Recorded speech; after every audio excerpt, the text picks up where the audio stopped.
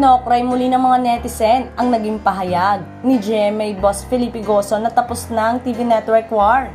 Idiniklara ni Gozo na TV war is finally over nang magsanib puwersa na ang GMA Network at ABS-CBN para sa pagpapalabas ng It's Showtime sa GTV.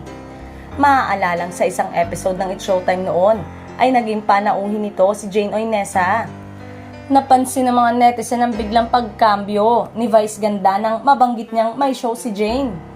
Tila na-realize ni Vice na sa GTV sila umi-ere kaya bigla itong kumambyo at sinabing meron siyang show, mall show.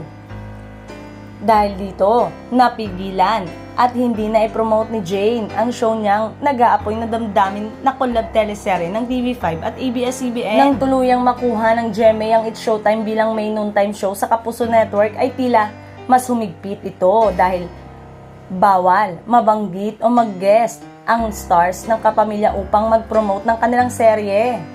Samantala, bukas naman ito para sa pag-guesting upang mag-promote ng Kapuso serye sa It's Showtime.